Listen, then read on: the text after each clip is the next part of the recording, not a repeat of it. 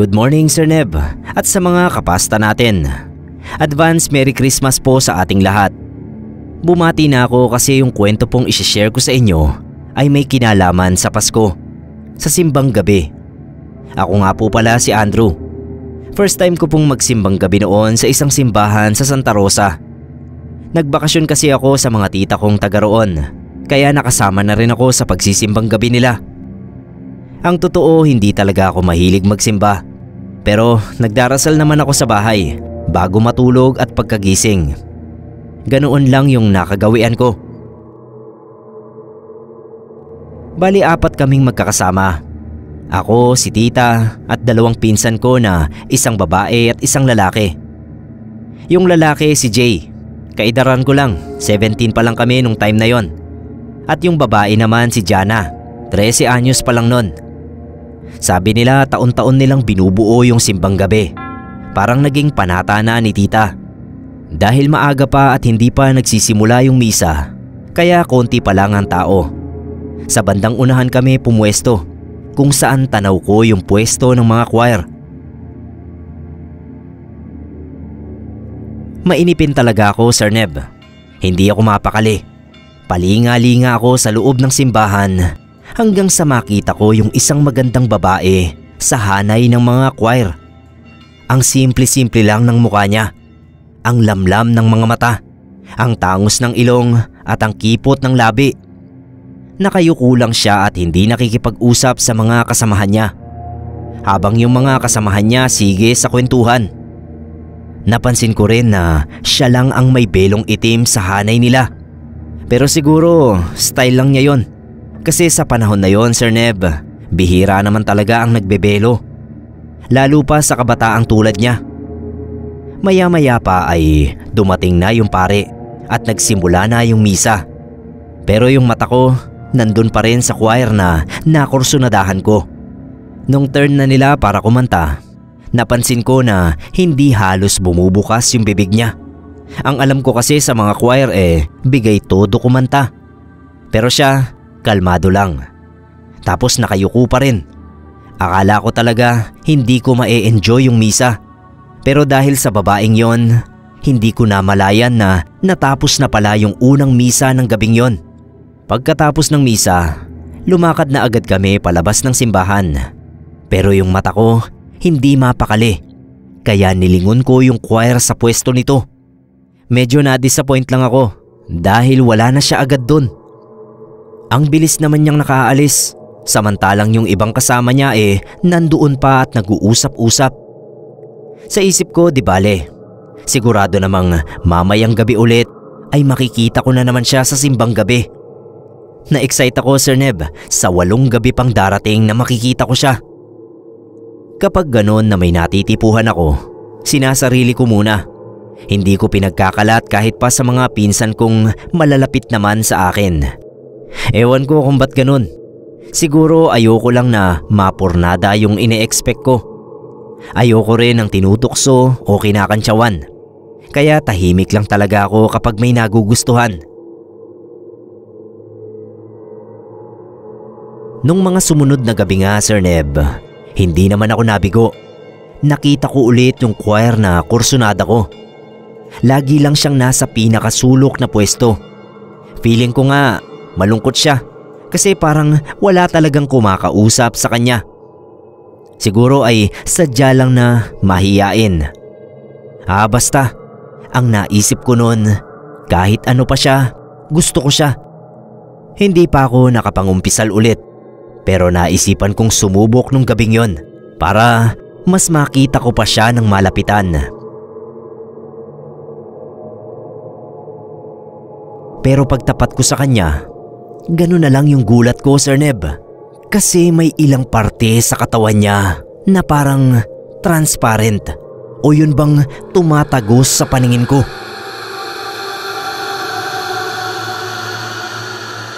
Nanlaki talaga yung mga mata ko. Kinusot-kusot ko pa. Pag-angat ng tingin ko sa mukha niya, ay nakatingin din siya sa akin. Kaya iniwas ko agad ang tingin ko. Kinilabutan kasi talaga ako. Dahil doon ay napilitan akong sabihin kay Jay ang tungkol doon sa choir. Tinanong niya ako kung sino bang choir ang tinutukoy ko. Nung ituro ko sa kanya, natawa lang siya at binatukan ako. 7 lang daw ang choir na naroon. Sino raw ba yung nasa pang-8 upuan na sinasabi ko? Doon na talaga ako naghinala, Sir Neb, na baka multo lang ang nakikita ko. Ilang beses na rin akong nakakita ng mga multo. Pero hanggang ngayon, nalilito pa rin ako sa multo at sa buhay. Dahil kung minsan, hindi mo talaga agad mapapansin ang pagkakaiba nila kapag nakahalo na sila sa mga buhay.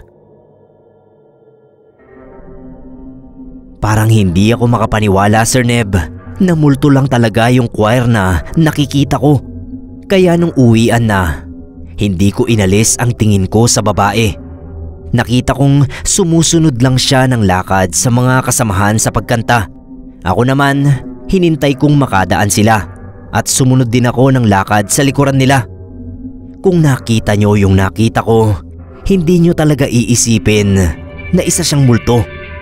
Narinig kong tinawag ako ni tita, kaya lumingon ako.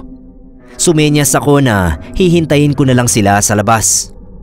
Pagbalik ng tingin ko sa sinusundan kong babae, ay wala na ito. Napakamot na lang ako ng ulo. Sa isip ko, natakasan ako. Pero pagdating ko sa labas ng simbahan, yung babaeng sinusundan ko, nakatayo sa isang madilim na sulok sa gilid ng simbahan at nakatingin sa akin. Yung mga mata niya parang galit na nagtatanong kung ba't ko siya sinusundan. Kaya nangilabot talaga ako. Hindi ko na natagalang tumingin sa kanya dahil nag-iba na yung pakiramdam ko. Kinabukasan, kinulit ko si Jay na alamin kung sino yung nakikita ko.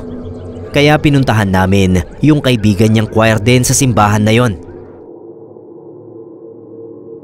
Nabigla siya nung sabihin ni Jay sa kanya ang nakikita kong nasa hanay nila. Napaantanda yung kaibigan niya bago sinabing siguradong si Rose ang nakikita ko. Kasamahan din nila sa choir na laging nakabelong itim. Ito raw kasi ang bilin ng lola ni Rose. Huwag kakalimutang magbelo kapag nasa loob ng simbahan.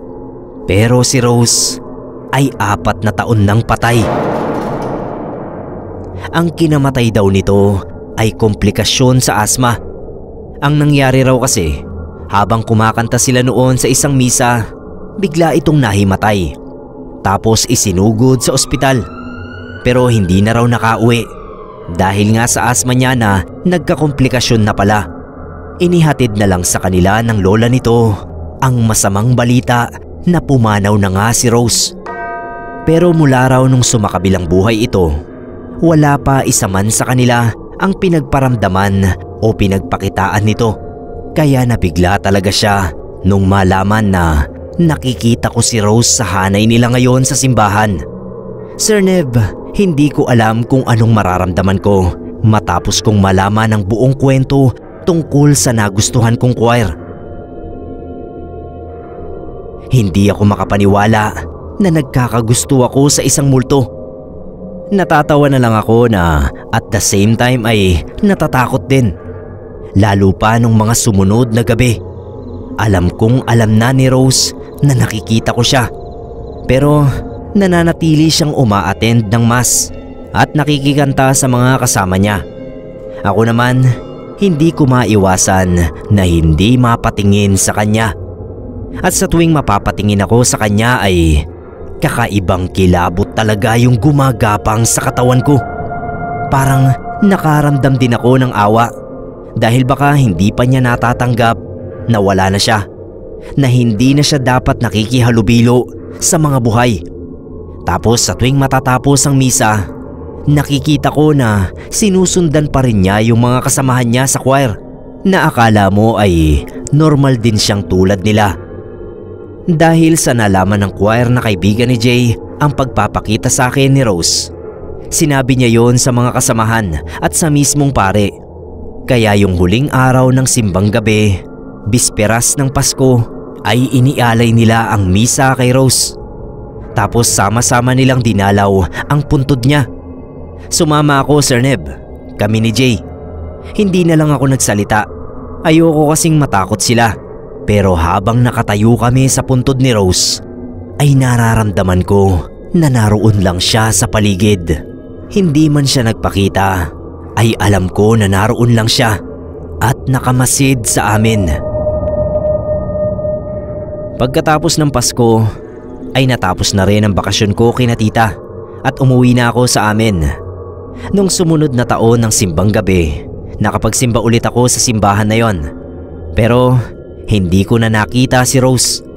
Wala na siya sa hanay ng mga choir na dati niyang mga kasamahan. Siguro, Sir Neb, ay nagawa na niyang tanggapin na hindi na siya nabibilang sa mga nabubuhay.